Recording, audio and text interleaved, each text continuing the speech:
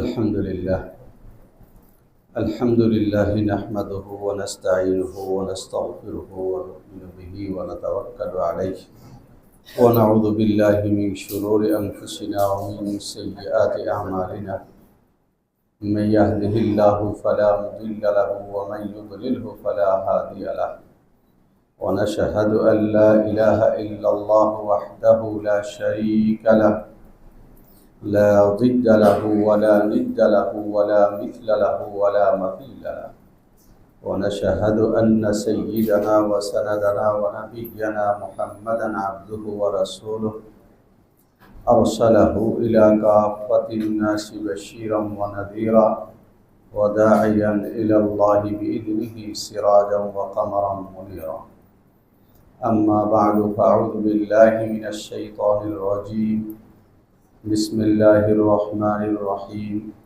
ألف لام را كتاب أنزلناه إليك لتخرج الناس من الظلمات إلى النور صدق الله العلي العظيم উপস্থিত পরম শ্রদ্ধাভাজন মুসল্লি ভাইরা, আজকে 1447 হিজরি সনের রবিউল আউয়াল মাসের 4 তারিখ এবং প্রথম শুক্রবার। রবিউল আউয়াল মাস আমাদের প্রিয়তম নবী হযরত মুহাম্মদুর রাসূলুল্লাহ সাল্লাল্লাহু আলাইহি ওয়াসাল্লামের স্মৃতি বিজড়িত মাস। এই মাসে তিনি দুনিয়াতে আগমন করেছেন, এই মাসে তিনি নবুয়ত লাভ করেছেন, এই মাসে তিনি হিজরত করে মদিনায় গেছেন, আবার এই মাসে তিনি দুনিয়া থেকে বিদায় গ্রহণ করেছেন। এই জন্য পেয়ারা নবী সাল্লাল্লাহু আলাইহি ওয়াসাল্লামকে যারা ভালোবাসে, স্মরণ করে, মহব্বত করে, অনুসরণ করে, তার স্মৃতির সঙ্গে জড়িয়ে থাকার কারণে এই মাস তাদের কাছে একটি প্রিয় মাস।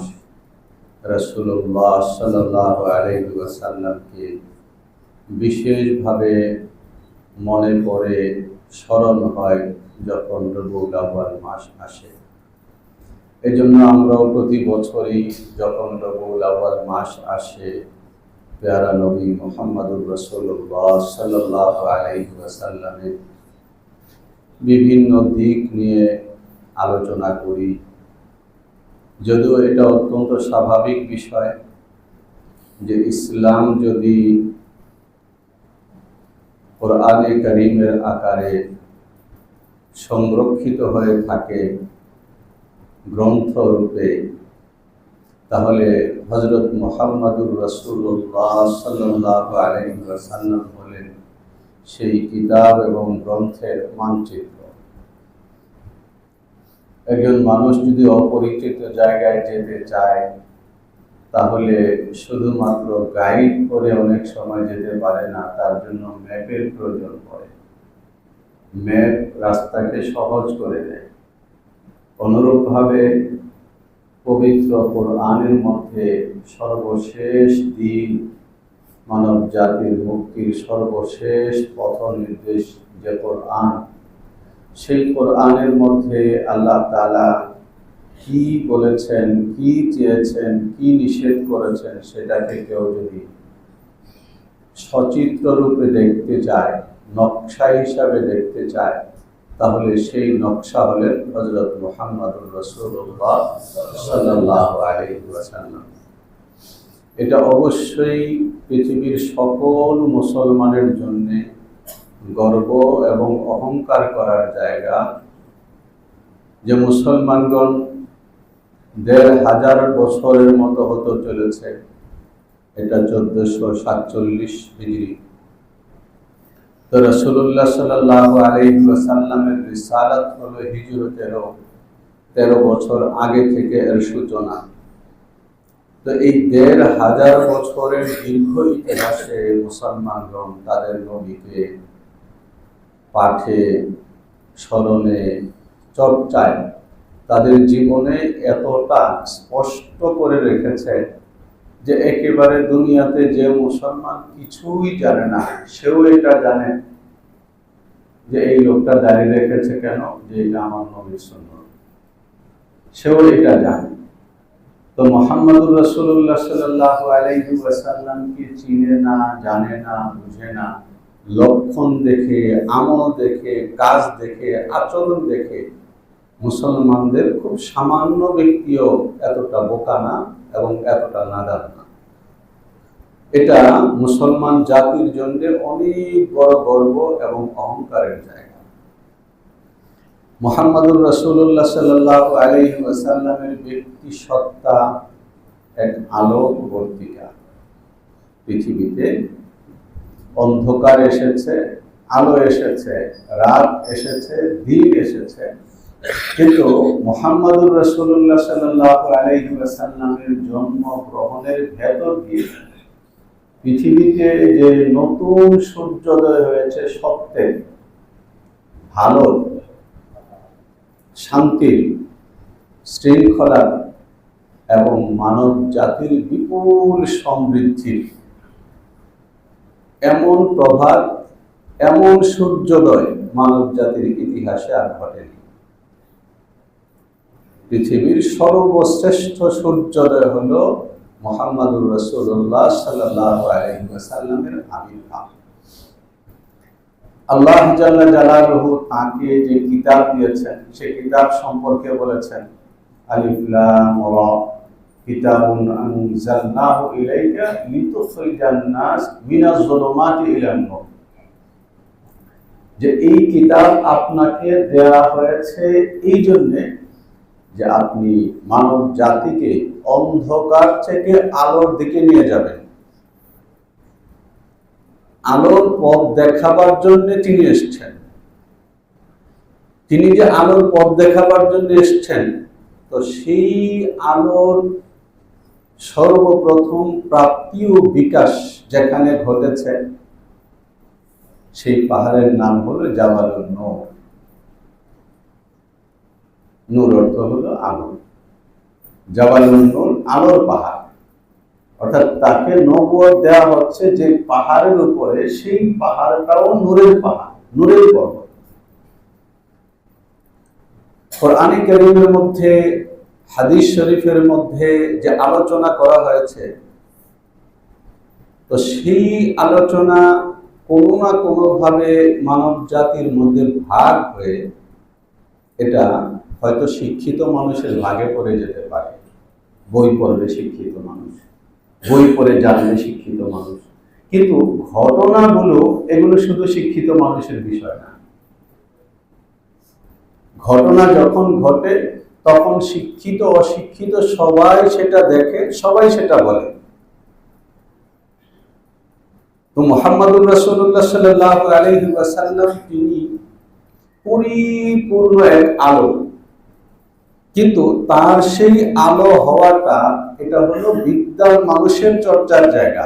সব মানুষ যেন বুঝে, এই জন্যে যে পাহাড়টাকে নির্বাচন করা হয়েছে তাকে নবুয়ত দানের জন্য আল্লাহ জাল্লা জালালুহু তিনি দুনিয়াতে আসবার আগেই সেটা পরিচিত হয়েছে জাবালুন নূর নামে, আলোর পাহাড়। তো সেই আলোর পাহাড়ে নিয়ে তাকে ওই আলো দেওয়া হয়েছে যে আলো দ্বারা তিনি কিয়ামত পর্যন্ত মানব জাতিকে আলোর পথ দেখাবেন। মুহাম্মদুর রাসূলুল্লাহ সাল্লাল্লাহু আলাইহি ওয়াসাল্লাম যখন দুনিয়াতে আসেন, তার মা এবং পুরো মানব জাতির সমস্ত মায়েদের জন্য গর্বের প্রতীক, অহংকারের প্রতীক। মুহাম্মদ সাল্লাল্লাহু আলাইহি ওয়াসাল্লামকে একজন নারী গর্ভে ধারণ করেছেন। মুহাম্মদ সাল্লাল্লাহু আলাইহি ওয়াসাল্লাম এই পৃথিবীতে এসেছেন একজন নারীর শরীর হয়ে। মুহাম্মদ সাল্লাল্লাহু আলাইহি ওয়াসাল্লাম এই পৃথিবীতে যখন সর্বপ্রথম চোখ খোলেন তখন তাকে কোলে নিয়েছে সেটাও আরেকজন নারী। পৃথিবীর সমস্ত নারীর এখানে গর্ব করবার অধিকার আছে যে আমিও হলাম ওই নারীদের একজন, যে নারীদের একজন মুহাম্মদ সাল্লাল্লাহু আলাইহি ওয়াসাল্লামকে গর্ভে ধারণ করেছেন।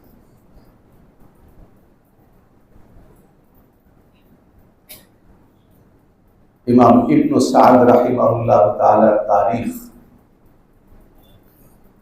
মুসলমানদের কাছে পুরো পৃথিবীতে এক অমর পাঠ্যগ্রন্থ। সেখানে সনদ সহ এই ঘটনা উল্লেখ করা হয়েছে এবং এই আধুনিক পৃথিবীর হাদিস শাস্ত্রের মানিত বিজ্ঞানী আরব আজম পুরো পৃথিবীতে যার গবেষণা এবং হাদিস বিষয়ক তার পর্যালোচনা সমালোচনা সকলে মর্যাদার চোখে দেখেন উস্তাদ আবুল ফাত্তাহ আবু বুদ্দা রাহিমাহুল্লাহ তাআলা। এ বিষয়ে তার বিখ্যাত কিতাব আছে কাবাসাত মিন নূরিন নুবুওয়াহ। যারা তালিবুল ইলম তাদের জন্য পুরো কিতাবের নাম বললাম, কাবাসাত মিন নূরিন নুবুওয়াহ। এই কিতাবের মধ্যে তিনি ইমাম ইবনে সাদ রাহিমাহুল্লাহ তাআলা পুরো এই ঘটনা, এই সংশ্লিষ্ট আরো বিষয় বিদায় নিহায়ের মধ্যে আসে, ইবনে সাদ সহকারে এই সংক্রান্ত আরো যে সকল কিতাব আছে সেগুলোর মধ্যে আছে এবং সনদ সহকারে পর্যালোচনা সহকারে বিজ্ঞানীর ভাষায় আলোচনা করেছেন ভারত উপমহাদেশের খ্যাতিমান মুহাদ্দিস ও মুফাসসির হযরত মাওলানা ইদরিস কান্দালাবী রাহিমাহুল্লাহ তাআলা তার বিখ্যাত সিরাত গ্রন্থ সিরাতুল মুস্তাফার মধ্যে। আমি এই রেফারেন্সকে আলোচনা করার কারণ এটা যে আমাদের সমাজের মধ্যে অনর্থক বলার এবং অনর্থক অস্বীকার করার একটা খামাখা প্রবণতা আছে। যদি কারো রুচির বাইরে চলে যায় তখন সে বলবে এটা নাই করতে হবে, আর তার রুচিতে যেটা ধরে তার কোনো রেফারেন্স না থাকলেও তিনি জোর করে প্রমাণ করার চেষ্টা করবেন যে এটাই, অথচ ইসলামের চরিত্র এটা না। ইসলামের চরিত্র হলো এটা যে প্রত্যেক ব্যক্তি ইসলামের সামনে এসে পরিষ্কার একটা দিল নিয়ে দাঁড়াবে, এখানে সনদ সহকারে ইসলাম যা বলে তার সামনে সে মাথা নত করে নিজের মত, নিজের চিন্তা, নিজের বুঝ এই সবটাকে বিসর্জন দেয়া, এটা ইসলাম। মা আমিনা তিনি বলেছেন ফালাম্মা আলিকতু বিহি আই হামালতু বিহি, যখন আমি মুহাম্মদকে গর্ভে ধারণ করি, ফামা ওয়াজাদতু মাশাক্কাতান মিনহু, একজন মা সন্তান গর্ভে ধারণ করার কারণে যেই রকমের কষ্ট অনুভব করে এমন কোনো কষ্ট আমি অনুভব করি। এটা তো আমরা জানি না কি রকমের কষ্ট, মায়েরা জানেন কি রকমের কষ্ট। স্বাভাবিকভাবে যখন মায়েরা সন্তান গর্ভে ধারণ করেন তখন অধিকাংশ মায়েদের শরীরের চামড়া পর্যন্ত বদলে যায়, শরীরের রং পর্যন্ত বদলে যায়, আর রুচি তো থাকেই না। এমন রুচি বিকৃতি তাদের আর কোনো সময় ঘটে না। যত সময় গড়াতে থাকে সামনের দিকে, প্রসবের দিকে, ততই তাদের মেজাজ বিক্ষিপ্ত হয়ে যায়, একাধারে যন্ত্রণা ভোগ করতে পারে। আর সেখানে মা আমেনা বলছেন ফামা ওয়াজাদতু মিনহু মাশাক্কা, যে মুহাম্মদকে যে আমি গর্ভে ধারণ করেছি, এই সন্তানকে গর্ভে ধারণ করতে গিয়ে সমাজের প্রচলিত প্রথা অনুযায়ী মায়েদের যে কষ্ট হয় আমার এক বিন্দু কষ্ট হয়। যারা রাসূলুল্লাহ সাল্লাল্লাহু আলাইহি ওয়াসাল্লামের জীবন, তার শিক্ষাকে পর্যালোচনা করেছেন, বিচার করেছেন, যে পৃথিবীর প্রতি এটা ছিল প্রথম ইশারা যে এমন একজন মানুষ এই পৃথিবীতে আসছেন যিনি এই পৃথিবীকে এমন একটা সংবাদ দেবেন যে তুমি কারো জন্য কষ্টের কারণ হবে না। পৃথিবীর প্রতিটি মানুষ এই পৃথিবীতে নিজেকে এমন ভাবে নির্মাণ করার চেষ্টা করবে, নিজেকে এমন ভাবে বানাবার চেষ্টা করবে যে আমি যেন কারো কষ্টের কারণ না। এই জন্য তাঁর শিক্ষার মধ্যে এটাও আছে, মানব জাতিকে যে ইবাদতের ডাক দেওয়ার জন্য তিনি পৃথিবীতে এসেছেন, তিনি বলেছেন ওই ইবাদতটা যদি নফল হয় তাহলে তুমি এমন ভাবে করতে পারবে না যে তোমার পাশের লোকটা কষ্ট হয়। রাতে ঘুমের সময় তুমি আওয়াজ করে তেলাওয়াত করবে না, ওমরকে নিষেধ করেছেন। তোমার জীবন সঙ্গী নিষেধ ঘুমাবে।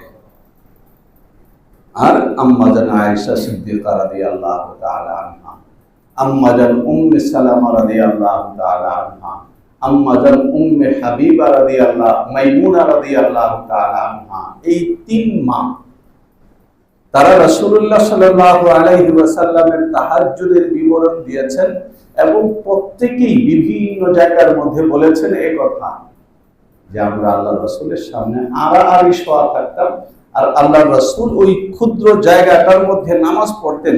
তিনি যখন সেজদা করতেন তখন তার হাত আমাদের গায়ে লাগলে আমরা আমাদের শরীরকে গুটিয়ে দিতাম, তো তিনি সেজদা করতেন। এর অর্থ হলো রাসূলুল্লাহ সাল্লাল্লাহু আলাইহি ওয়াসাল্লাম রাত ভর তাহাজ্জুদ পড়ছেন, তো বিবিদেরকে জাগাচ্ছেন না, যে তাদের যার যখন খুশি তার শারীরিক অবস্থা এবং তার মনের অবস্থা তাকে যখন আল্লাহর সামনে সেজদায় ঝুঁকাবে তখন সে ঝুঁকবে। আমি এ কথা বলবো না যে আমি সারা রাত তাহাজ্জুদ পড়ি আর তুমি পাশে লাশের মতো ঘুমাও, কি করে না। তিনি আমাদের মা হযরত আয়েশাকে ওই কথা বলেননি, হযরত উম্মে সালামাকে এই কথা বলেননি, হযরত মাইমুনাকে এই কথা বলেননি। তারা পরিষ্কার ভাবে আল্লাহর রাসূলের তাহাজ্জুদের অবস্থা বর্ণনা করেছেন। মুহাম্মদ সাল্লাল্লাহু আলাইহি ওয়াসাল্লাম কেন আজও পর্যন্ত সারা পৃথিবীতে শ্রেষ্ঠ চর্চার জায়গা? কেন? যে তিনি পৃথিবীতে আসবেন তো গর্ভে এসেও তিনি তার মাকে যন্ত্রণা দেননি। এরপর বলেছেন ফালাম্মা ফুসিলা মিন্নি, যখন মুহাম্মদ আমার শরীর থেকে আলাদা হলো অর্থাৎ প্রসবিত হলো, খারাজা মাহু নূর আদাআ লাহু মা বাইনাল মাশরিকি ওয়াল মাগরিব, তখন তার দেহের সঙ্গে এমন একটা আলো বের হলো যে এই আলো আমার ঘর এবং ঘরকে দীর্ণ করে পুরো পৃথিবীতে এমন ভাবে ছড়িয়ে পড়েছে পৃথিবীর পূব থেকে পশ্চিম পর্যন্ত আলোকিত হয়ে গেছে। আব্দুর রহমান ইবনে আউফ রাদিয়াল্লাহু তাআলা আনহু মুসলমানদের ঘরে ঘরে আলোচিত চর্চিত নাম, রাসূলুল্লাহ সাল্লাল্লাহু আলাইহি ওয়াসাল্লামের প্রিয়তম সাহাবী, মক্কা এবং মদিনা দুই জায়গারই ধনী মানুষ। তার মা হযরত শিফা রাদিয়াল্লাহু তাআলা আনহা, তিনি বলেন যে মুহাম্মদ যখন জন্ম গ্রহণ করেন তখন আমি মুহাম্মদের মায়ের সামনে বসা। ফালাম্মা ওয়াদাআতহু আমিনা ওয়াকাআত আলা ইয়াদাইয়া, যে যখন আমিনা তাকে প্রসব করেন তখন আমার হাতের উপরে মুহাম্মদ পড়েছে। এর অর্থ হলো মুহাম্মদকে আমি হাত পেতে নিয়েছি। এটাই বলেছি যে মুহাম্মদ সাল্লাল্লাহু আলাইহি ওয়াসাল্লামকে গর্ভে ধারণ করেছেন যেমন একজন মা, তিনি এই পৃথিবীতে এসে সর্বপ্রথম যার কোলে পড়েছেন তিনিও একজন মা। পৃথিবীতে মায়েদের জন্য এর চাইতে বড় সম্মানের আর কি আছে? ইসলাম এইভাবে মাকে সম্মানিত করে। ইসলাম মাকে এইভাবে সম্মানিত করে না যে পুরুষটা সব শ্রমিক হয়ে গেল আর তোমরা ঘরে বসে থাকলে তোমরাও শ্রমিক হয়ে যাও। পুরুষের পাশে শ্রমিক হিসাবে মেয়েদেরকে এনে দাঁড় করিয়ে দেয়া, এর অর্থ হলো মাকে ঘরের ভেতর থেকে বের করে দেয়া। এটা নারীর জন্য ইজ্জত না, নারীর ইজ্জতের জায়গা এটা। ফাস্তাহাল্লা, মুহাম্মদ আমার হাতের উপর যখন পড়লেন তো সর্বপ্রথম তিনি আওয়াজ করলেন যেভাবে শিশু আওয়াজ করে।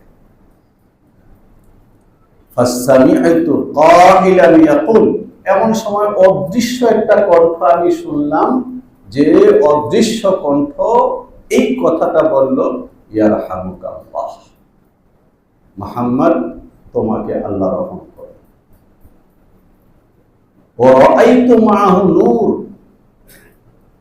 আদাআ লাহু মিনাল মাশরিকি ইলাল মাগরিব ফানাজারতু বা'দা কুসুরিশ শাম। এবং তিনিও বলেছেন যে মুহাম্মদের সঙ্গে একটা আলো বের হলো, যে আলোতে পৃথিবীর পূব থেকে পশ্চিম পর্যন্ত আলোকিত হলো, এবং ওই আলোতে আমি মক্কায় বসে সিরিয়ার রাজপ্রাসাদগুলো দেখেছি। মুহাম্মদ সাল্লাল্লাহু আলাইহি ওয়াসাল্লাম যে আগামী দিনে পৃথিবীকে শুধু আলো বিলাবেন, তার জন্মের ভেতর দিয়ে আল্লাহ জাল্লা জালালুহু পুরো পৃথিবীকে এই ইনফরমেশন করেছেন যে মুহাম্মদকে বুঝবার চেষ্টা যদি করো তাহলে গোড়ায় যাও, তার সূচনায় যাও, এবং সূচনা থেকে তাকে বুঝবার চেষ্টা করো যে এই মানুষটা শুধুমাত্র আলো এবং আলোর জন্য এসেছেন, তার জীবনের কোথাও কোনো অন্ধকার নাই। তিনি যে শিক্ষা নিয়ে এসেছেন সেই শিক্ষার মধ্যে রাত অতটাই আলোকিত, দিন যতটা আলোকিত, রাত আর দিনের কোনো পার্থক্য নাই। মুহাম্মদুর রাসূলুল্লাহ সাল্লাল্লাহু আলাইহি ওয়াসাল্লামকে ১৫০০ বছর পরে এসে পৃথিবীর মুসলিমরা যেমন পরে আলোড়িত হয় নড়ে চড়ে বসে, ঠিক একইভাবে অমুসলিমরাও পড়ে। এবং যেই মুহাম্মদ সাল্লাল্লাহু আলাইহি ওয়াসাল্লামকে পাঠ করে আমাদের ইতিহাসে মুহাম্মদ সাল্লাল্লাহু আলাইহি ওয়াসাল্লামকে উপজীব্য করে যারা লিখেছেন, তার জীবনী লিখেছেন, তার সিরাত লিখেছেন, আদর্শ লিখেছেন, তার মধ্যে কাজী ইয়াজ রাহিমাহুল্লাহ তাআলা, যাকে আশিকে রাসূল বলা হয়, তার আশ-শিফা বিতারিফি হুকুকিল মুস্তাফা খুব বিখ্যাত। এই কিতাব সম্পর্কে প্রাচীন কালের উলামায়ে কেরাম বলেছেন, যদি এই কিতাব ইংরেজিতে তর্জমা করে ইউরোপে ছেড়ে দেওয়া হয় তাহলে ইউরোপের মানুষেরা মুসলমান না হলেও খ্রিস্টান থাকতে পারবে না। মুহাম্মদ সাল্লাল্লাহু আলাইহি ওয়াসাল্লামকে পাঠ করবার পরে, তাকে জানবার পরে, মুহাম্মদ সাল্লাল্লাহু আলাইহি ওয়াসাল্লামকে যে যেখানে যতখানি বিরোধিতা করে, এই বিরোধিতা শুধুই মূর্খতা থেকে এবং শুধুই জেদ থেকে। যদি কেউ জেদ ছেড়ে যায়, মূর্খতা ছেড়ে যায়, কেউ যদি তাকে শুধু সাধারণভাবে পাঠ করে, তাহলে পৃথিবীর মুসলিম হোক অমুসলিম হোক, মুহাম্মদ সাল্লাল্লাহু আলাইহি ওয়াসাল্লামকে ভালো না বেশে, তাকে শ্রদ্ধা না জানিয়ে, তাকে সেলুট না দিয়ে কোনো ব্যক্তি থাকতে পারে না। কারণ আলোর সামনে সবাই মাথা নত করতে বাধ্য হয়। মুহাম্মদুর রাসূলুল্লাহ সাল্লাল্লাহু আলাইহি ওয়াসাল্লাম আমাদের জীবনের সকল ক্ষেত্রের জন্য নূর। এই কারণে নূর যে তার ব্যক্তি জীবন এবং জীবনের যত শাখা আছে মানুষের জীবনে হতে পারে, সবগুলো শাখায় তার পদার্পণ ছিল। এবং যেখানে যেখানে তিনি পা রেখেছেন সেখানে সেখানে তিনি নূরের ছাপ রেখে গেছেন। যেখানেই পা রেখেছেন সেখানেই কিয়ামত পর্যন্তের জন্য মানুষ যদি প্রবেশ করে তাহলে তার নূরের ছাপ দেখতে পাবে যে এই তো মুহাম্মদ, এবং এটাকেই ফলো করতে হবে। এটা তিনি দেখিয়ে গেছেন। পৃথিবীর মানুষের জন্য এটা সাধারণভাবে একটা আনন্দের জায়গা, আর আমরা যারা মুসলিম আমাদের জন্য বিশেষভাবে এটা আনন্দের জায়গা যে পৃথিবীর এমন কোন সভ্য ভাষা নাই যে ভাষায় ব্যাপকভাবে আমাদের নবীজি মুহাম্মদুর রাসূলুল্লাহ সাল্লাল্লাহু আলাইহি ওয়াসাল্লামের চর্চা হয়, এমন কোন ভাষা নেই। এবং এই চর্চার জায়গাটায় এসে একটা জিনিস যুগে যুগে সব মানুষের অনুভূতিতে ছিল, এবং আমরা যদি ওই জায়গাটায় পা রাখি তাহলে আমরা নিজেরাও স্বীকার করব যে এই অনুভূতি আমারও হয়েছে, আমারও হচ্ছে।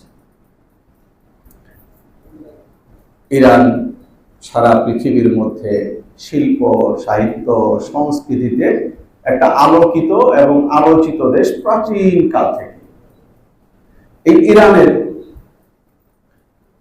ধর্মের ভাগাভাগিটাও আমাদের কাছে খুব পরিচিত, যে এটা শিয়া প্রধান দেশ এবং সেখানে সুন্নিরা সংখ্যালঘু। সেখানকার বিখ্যাত সুন্নি সম্পাদক এবং সাংবাদিক, তার নাম হলো মোহাম্মদ জাইনুল আবিদিন রাহনুমা। তিনি যখন তার দেশ থেকে বিতাড়িত হন তো প্যারিসে গিয়ে তিনি রাজনৈতিক আশ্রয় গ্রহণ করেন। তো যখন প্যারিসে তিনি নির্বাসিত হন তখন তিনি চিন্তা করেন পুরোটা জীবন তো সাংবাদিকতা করে কাটিয়েছে, সাংবাদিকতা খুব ভালো কাজ না। তার কারণ হলো সংবাদপত্রের নিউজ ভ্যালু বলতে একটা কথা আছে। নিউজ ভ্যালু জিনিসটা হলো এমন, যদি 5টা কুকুরও একজন মানুষকে কামড়ায় তাহলে এটা কোনো নিউজ না। কোনো মানুষ যদি কোনো কুকুরকে কামড় দেয় তাহলে এটা একটা নিউজ।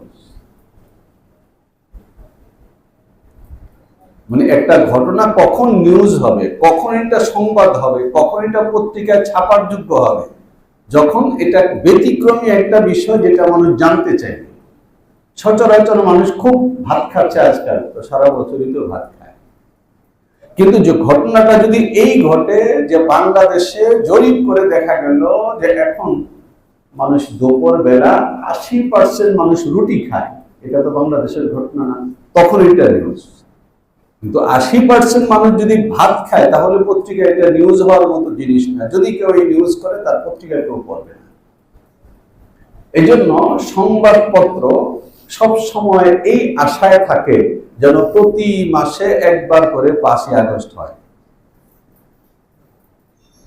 মানুষের কি হবে না হবে, তাদের পত্রিকা বিক্রি হবে। অর্থাৎ ফাইট হোক, খুনোখুনি হোক এবং এত বিশাল উত্তেজনা তৈরি হোক যে মানুষ মরবার জন্য বের হচ্ছে অথবা মৃত্যুর ভয়ে দরজা বন্ধ করে বসে আছে। এটা হলো সংবাদপত্রের চরিত্র। রাহনুমা লিখেছেন যে আমি যখন নির্বাসিত হই তখন আমার কাছে মনে হলো যে আমাকে তো এক রকমের মুক্তি দেওয়া হলো, কারণ দৈনিক ইরানের তিনি প্রতিষ্ঠাতা সম্পাদক। যে দীর্ঘদিন এই পত্রিকাটাই ছিল আমার স্বপ্ন এবং জীবনে, এটাকে প্রতিষ্ঠিত করবার জন্য আমি রাত দিন একাকার করে খেলেছি। এখন যখন সেখান থেকে আমি নির্বাসিত হলাম তখন আমি আমার মনের শান্তি তালাশ করছিলাম যে কি করলে আমার এই অস্থির মনে আমি শান্তি পাবো। তখন আমার কাছে মনে হলো যে আমি আমার নবীকে নিয়ে লিখতে পারি। তখন তিনি প্যারা নবী মুহাম্মদুর রাসূলুল্লাহ সাল্লাল্লাহু আলাইহি ওয়াসাল্লামকে নিয়ে লিখতে বসেন এবং তার এই নির্বাসিত জীবনের শ্রেষ্ঠ সাহিত্যকর্ম, যেটা এখন সারা পৃথিবীতে বিখ্যাত, আমাদের বাংলাদেশেও এর বাংলা অনুবাদ আছে, অতটা পাঠ্য হয়নি। বেকার আবু জাফর নামে এক ভদ্রলোক সাহিত্যিক, তিনি তর্জমা করেছেন বিশ্বনবী নামে। মূল কিতাবের নাম হলো ফার্সি ভাষায় পয়গম্বর। বাংলাদেশের প্রখ্যাত চিন্তক, গবেষক, অধ্যাপক এবং ইংরেজি ভাষার সাহিত্যিক অধ্যাপক সৈয়দ আলী আহসান সাহেব যখন তার সঙ্গে দেখা করেন তখন তিনি তার মনের অনুভূতি লিখেছেন যে আমি এই বইটা লেখার পরে আমার মনের মধ্যে শান্তি পেয়েছি, এবং বলেছেন জীবনে যদি কখনো সুযোগ পাও তাহলে তুমি তোমার নবীকে নিয়ে লিখবে, তাহলে দিলের মধ্যে শান্তি পাবে। আর আমাদের বক্তব্য হলো এই জায়গায় দুইটা। যেভাবে একজন লেখক মুহাম্মদ সাল্লাল্লাহু আলাইহি ওয়াসাল্লামকে লিখে দিলে শান্তি পায়, ঠিক একই ভাবে একজন ভক্ত পাঠক যখন মুহাম্মদুর রাসূলুল্লাহ সাল্লাল্লাহু আলাইহি ওয়াসাল্লাম সম্পর্কে লিখিত কোন একটা বই পাঠ করে শেষ করে তখন তার দিলেও সে শান্তি পায়। আব্বাসউদ্দিন মুস্তফা জামান আব্বাসীর বাবা, বাংলাদেশে ইসলামী ধারার গজল এবং গানের যিনি প্রথম রূপকার, শ্রেষ্ঠ শিল্পী, তিনি হজ করে এসে তার পুত্রদেরকে বলেছেন যে আমি যখন মদিনায় যাই তো নবীজি সাল্লাল্লাহু আলাইহি ওয়াসাল্লামের পায়ের কাছে দাঁড়ানোর পরে আমার চোখ দিয়ে পানি আসতেছিল। সারা জীবন তোমাকে ভালোবেসে আমি গজল করেছি, তোমাকে শোনাতে পারিনি, আজকে আমি আমার সব গজল তোমাকে শুনিয়ে যাব। তার ছেলে মুস্তফা জামান আব্বাসী খুব বিখ্যাত মানুষ, আমার বয়সের যারা তারা তো অনেকবারই তাকে দেখেছেন, মিডিয়ার মানুষ। তো তিনি বলেছেন যে আমিও যখন গেছি তখন আমি নবীজির পায়ের সামনে দাঁড়িয়ে বলেছি, ইয়া রাসূলুল্লাহ, আমার বাবা আপনাকে যত গজল শুনিয়েছেন তার সবগুলো আমি আজকে আপনাকে শুনিয়ে যাব। এবং তিনি বলেছেন আমি যখন চোখ বন্ধ করে আমার নবীকে কথা বলি তা আমার মন বলেছে আমার নবী আমাকে পারমিশন দিয়েছেন শোনাও, যে আমি কেঁদে কেঁদে সবগুলো গজল আমি আমার নবীকে শুনিয়ে এসেছি। আমার দিলের মধ্যে তৃপ্তি পেয়েছি যে আমার গজলগুলি আমি আমার নবীকে শুনিয়েছি। আমার বলবার কথা হলো এটা যে মুহাম্মদুর রাসূলুল্লাহ সাল্লাল্লাহু আলাইহি ওয়াসাল্লাম তিনি এতটাই শান্তির আতর যে কেউ যখন তাকে নিয়ে লেখে তখন তার আত্মা শান্তিতে ভরে যায়, কেউ যখন তাকে পড়ে তার আত্মা শান্তিতে ভরে যায়, কেউ যখন মুহাম্মদুর রাসূলুল্লাহ সাল্লাল্লাহু আলাইহি ওয়াসাল্লামকে নিয়ে গজল পড়ে তখন যে গজল পাঠ করে তার আত্মাও শান্তিতে ভরে যায়। শান্তি শান্তি, রহমত রহমত, এই নাম মুহাম্মদুর রাসূলুল্লাহ সাল্লাল্লাহু আলাইহি ওয়াসাল্লাম। আমাদের বাংলাদেশের জন্য এটা অনেক বড় আনন্দের বিষয় যে আমাদের এই দেশকে গরিব দেশ মনে করা হয় এবং এই দেশকে শিক্ষিত মানুষের দেশ মনে করা হয় না। অর্থাৎ নেতিবাচক অপছন্দের যা যা আছে আমাদের ধনী মানুষেরা, পৃথিবীর বিত্তবানেরা সব গরিবদের ভাগে দিয়ে, আর ভালো ভালো শব্দ যা আছে সব ওনাদের ভাগে নিয়ে নেয়। কিন্তু তাদের করা জরিপ বলে তোমরা মিথ্যাবাদী। তার কারণ হলো তোমরা যদি এতই শান্তিতে থাকতে, এতই সুখে থাকতে, তাহলে পৃথিবীতে আত্মহত্যায় তোমরা সেরা হও কিভাবে? পৃথিবীর মুসলিম দেশগুলো যদি এতই অভাবী হতো, এতই অসুখী হতো, এতই অশান্তিতে থাকতো, তাহলে তারা আত্মহত্যায় কোনো সিরিয়ালই পায় না কেন? আমাদের মুসলিমরা সারা পৃথিবীতে এবং বিশেষ করে এই বাংলাদেশে তারা সমস্ত অভাব, রাজনৈতিক সব রকমের বিশৃঙ্খলা এবং স্বার্থপর মানুষদের জীবনে পদে পদে সব রকমের হিংস্রতাকে উপেক্ষা করে এদেশের মানুষ ক্ষণে ক্ষণে শান্তিতে সুখে তারা এত ভরপুর হয়, এত আপ্লুত হয়, যদি এটা বিচার করবার মতো স্কেল থাকতো পৃথিবীর সামনে তাহলে পৃথিবী অবাক হতো। এখানকার লোকেরা কিভাবে এত সুখী হয়, কিভাবে একজন বৃদ্ধ একজন বৃদ্ধার সঙ্গে এত আনন্দে গল্প করতে পারে, কিভাবে একজন বৃদ্ধ একজন বৃদ্ধা তার নাতি নাতনিদেরকে নিয়ে এমন উল্লাস করতে পারে, কিভাবে একজন যুবক তার স্ত্রী এবং সন্তানদেরকে নিয়ে এত উল্লাস করতে পারে। এর প্রত্যেকটা অংশ পবিত্র সুখ এবং পবিত্র শান্তির এক একটা প্রতীক। পৃথিবীতে কোথাও খুঁজে পাওয়া যায় না, এখানে পাওয়া যায়। এখানে যদি জরিপ করা হয় যে প্রতি সেকেন্ডে কয়জন মা, কয়জন দাদা, কয়জন দাদি, কয়জন বাবা তার প্রিয়জনকে চুমু খায়, তাহলে ইউরোপিয়ান সভ্য দেশগুলোর মধ্যে যে হারামি চুমায় চুমায় তাদের বাতাসকে জাহান্নাম বানিয়ে দিয়েছে, তারা এই দেশটাতে ফিরে আসতো এই কথা দেখবার জন্য যে মা কিভাবে সন্তানকে চুমু খায়, বাবা কিভাবে সন্তানকে চুমু খায়, দাদা কিভাবে নাতিকে চুমু খায়, দাদি কিভাবে নাতিকে চুমু খায়, নানি কিভাবে নাতিকে চুমু খায়, নানা কিভাবে নাতিকে চুমু খায়, চাচা চাচি ফুপু মামা খালারা কিভাবে তাদের প্রিয় সন্তানদেরকে চুমু খায়, এটা দেখবার জন্য। আমরা যদি পাঠ করি তাহলে আমাদের আত্মা আনন্দে উছলে উঠবে। এই যে এই দেশের মানুষ চুমু খাওয়ার এই যে পবিত্র জায়গাগুলোকে তাদের চর্চায় ভরে রেখেছে, উজ্জ্বল করে রেখেছে, এটা মুহাম্মদুর রাসূলুল্লাহ সাল্লাল্লাহু আলাইহি ওয়াসাল্লামের নাম।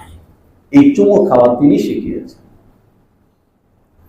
মুহাম্মদ সাল্লাল্লাহু আলাইহি ওয়াসাল্লাম ওই মানুষটা শিশু অবস্থায় তো তিনি মা হারিয়েছেন, কিন্তু যখন তিনি চাচিকে হারান, যিনি মায়ের সমতুল্য, তো মৃত্যুর পরে রাসূলুল্লাহ সাল্লাল্লাহু আলাইহি ওয়াসাল্লাম চুমু খেয়েছেন।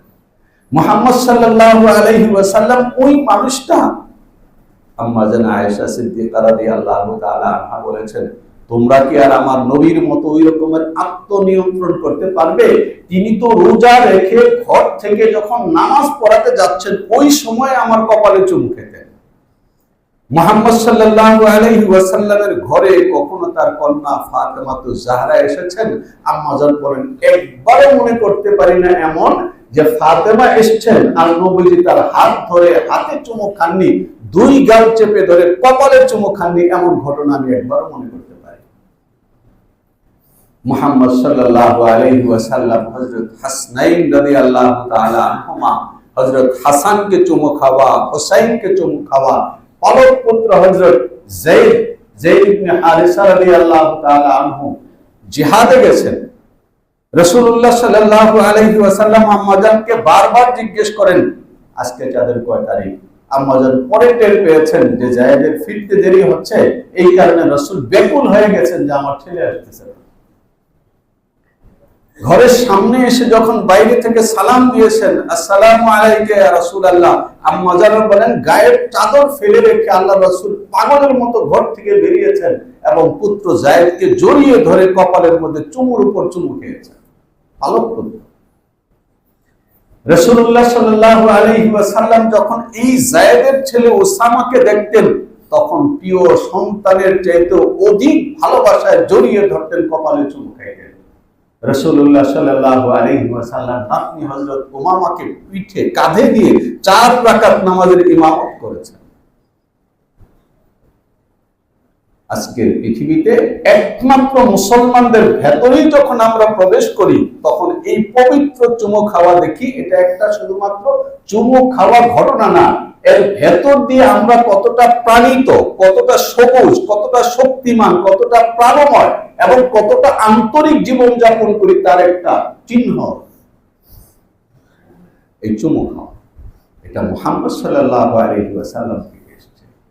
আমি এই কথাটা বলতে চাচ্ছি যে হযরত মুহাম্মদুর রাসূলুল্লাহ সাল্লাল্লাহু আলাইহি ওয়াসাল্লামকে ভালোবাসা, তাকে চর্চা করা, যে জায়গাটা এসে সারা পৃথিবীর মানুষ আমাদেরকে পশ্চাৎপদে বলছে, সেই জায়গাটায় যে মুহাম্মদুর রাসূলুল্লাহ সাল্লাল্লাহু আলাইহি ওয়াসাল্লামকে উপজীব্য করে তাকে বিষয় বানিয়ে আমাদের বাংলা ভাষায় যে পরিমাণে বই লেখা হয়েছে, বাংলা ভাষায় মুহাম্মদ সাল্লাল্লাহু আলাইহি ওয়াসাল্লাম শিরোনামে পৃথিবীর সভ্য কোনো দেশ আমাদের সঙ্গে প্রতিযোগিতা করে পারবে। এটা মুসলমান হিসাবে আমাদের জন্য অনেক বড় গর্বের বিষয়।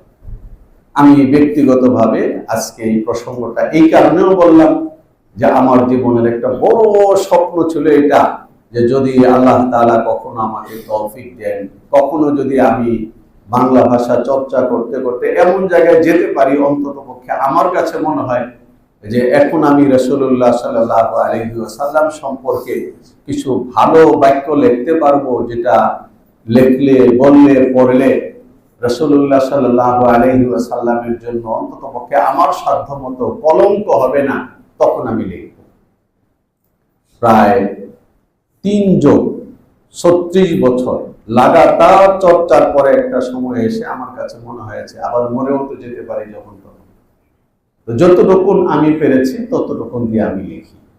তো রাসূলুল্লাহ সাল্লাল্লাহু আলাইহি ওয়াসাল্লাম সম্পর্কে এই বছর আমার লেখা একটা জীবনী গ্রন্থ বেরিয়েছে। এটা আমি আনন্দের প্রকাশ হিসাবে, কৃতজ্ঞতা হিসাবে আপনাদেরকে বললাম, জানালাম যে আমাকেও আল্লাহ তাআলা তৌফিক দান করেছেন যে এই কাফেলায় এসে, কাতারে এসে দাঁড়াবার, যারা হাসরের ময়দানে রাসূলুল্লাহ সাল্লাল্লাহু আলাইহি ওয়াসাল্লাম সম্পর্কে লিখেছেন, এই উসিলায় শাফাআত ভিক্ষা চাওয়ার জন্য, হাউজে কাউসার ভিক্ষা চাওয়ার জন্য দাঁড়াবে, সেই তালিকায় আমি অনেক কষ্টে উঠবার চেষ্টা করেছি।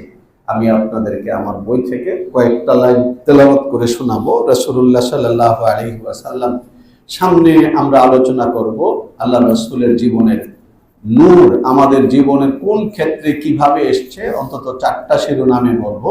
আজকে আমি যে অংশটা আপনাদের সামনে এখন পড়ে শোনাচ্ছি, এটা হলো যে রাসূলুল্লাহ সাল্লাল্লাহু আলাইহি ওয়াসাল্লামের শরীরটাও নূর ছিল। সেটা কি রকমের পড়ছি। সবার প্রিয় মুহাম্মদ, এটা প্রথম শিরোনাম।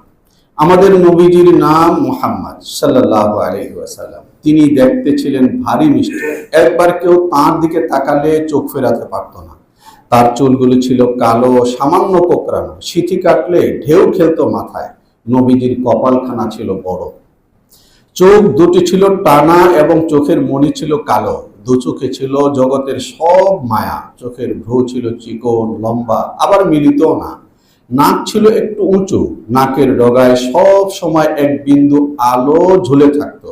হঠাৎ কেউ দেখলে ভুল করত, মনে করত নবীজির নাসিকা বেশ উঁচু। দাড়ি ছিল মুখ ভর্তি ঘন, গাল দুটো ছিল নরম ফুলের মতো। মুখ ছিল মানানসই বড়, দাঁতগুলো ছিল সমান, মাঝখানে সামান্য ফাঁক, যেন কেউ যত্ন করে মুক্তুর পর মুক্তু সাজিয়ে রেখেছে। যখন কথা বলতেন দাঁতের ফাঁক থেকে আলো বের হতো। যখন খুশি হতেন তার বদন রেখাগুলো জল জল করে উঠত যেন এক টুকরো চাঁদ। নবীজির গ্রীবাখানা ছিল রূপোর মতো উজ্জ্বল, পুতুলের মতো খোদাই করা। শরীর ভরা, বুক ও পেট সমান, সিনা প্রশস্ত মেদহীন, বাহু দীর্ঘ, কাঁধ বিশাল, হাত পা মাংসল, হাত মখমলের মতো কোমল। পায়ের আঙুলগুলো ছিল লম্বা, পায়ের তালু ছিল সামান্য গভীর, পায়ের পাতা ছিল পিচ্ছিল, পানি পড়া মাত্র গড়িয়ে যেত। গায়ের রং ছিল কমনীয়, দুধে আলতা মেশানো গরম। বদনখানা ছিল পূর্ণিমার চাঁদের মতো জলজল করা। যারা তাকে দেখেছেন সবাই বলেছেন, তার আগেও এমন সুন্দর কাউকে দেখিনি, তার পরেও এমন সুন্দর কাউকে দেখিনি। সাল্লাল্লাহু আলাইহি ওয়াসাল্লাম। তিনি দেখতে যেমন ছিলেন মিষ্টি, তার কথাও ছিল তেমনই মিষ্টি। আচরণ ছিল মধুর মতো। দূরের কাছের সবাই তাকে ভালোবাসত। সকলের মুখে মুখে ছিল তার প্রশংসা। তার নাম মুহাম্মদ। মুহাম্মদ অর্থ সবাই যার প্রশংসা করে। আল্লাহ রাসূলের এই গুণগুলোকে যদি আমরা চিন্তা করি, তাহলে যেটা দেখব সেটা হলো যে রাসূলুল্লাহ সাল্লাল্লাহু আলাইহি ওয়াসাল্লামের শরীরের প্রত্যেকটা অঙ্গই ছিল নূর মাখা। আলো ঠিকরে পড়া, সৌন্দর্য ঠিকরে পড়া, রূপ ঠিকরে পড়া। তার জীবনের শিক্ষার প্রত্যেকটা হরফ ছিল এই রকমের নূর মাখা। রবিউল আউয়ালের মাস, নবীজিকে ভালোবেসে পড়ব, আর অন্য সকল মাসের তুলনায় এই মাসে বেশি বেশি দরুদ শরীফ পড়ব। আমাদের দরুদ আমাদের নাম সহ আমাদের নবীজির কাছে পৌঁছে দেওয়া হবে। নবীজি সাল্লাল্লাহু আলাইহি ওয়াসাল্লাম আনন্দিত হবে, ১৫০০ বছর পার হয়ে গেছে, পৃথিবী কত কিছু ভুলে গেছে, তোমরা আমাকে ভুলবে, নবীজিকে ভুলবো না, দরুদ শরীফ পড়ব। এই কথা বলে আজকের মতো এখানে আলোচনা শেষ করছি। যারা সুন্নত পড়ি নেই, 4 রাকাত সুন্নত